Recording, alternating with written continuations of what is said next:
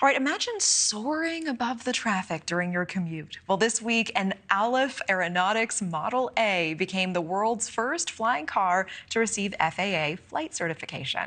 It has a $300,000 price tag. The Model A is all electric. It has a 200-mile driving range plus a 110-mile flight range. Production expected to start in 2025, intended to be delivered shortly after.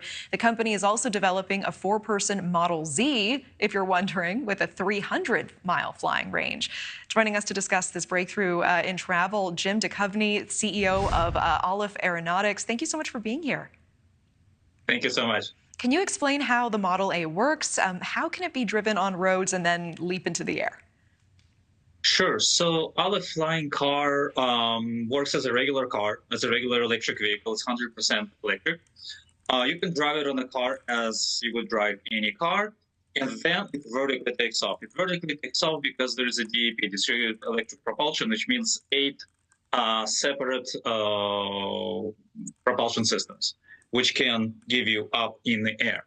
Once it's up in the air, that's a video which you're showing right now, it rotates on its side because it needs wings as an air structure.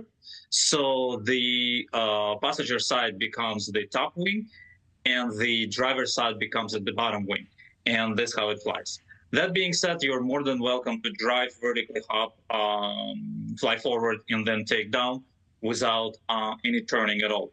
Depends on your use case scenario. The reason you need to tilt is because if you need a range.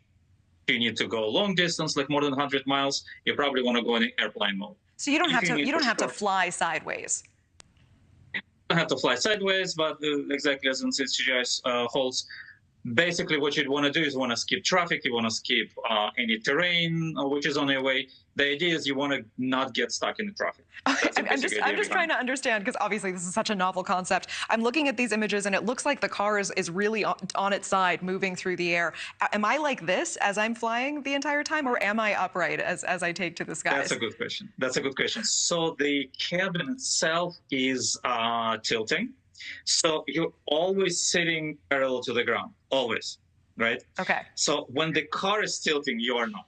That is good news for those of us who are severely motion sick already.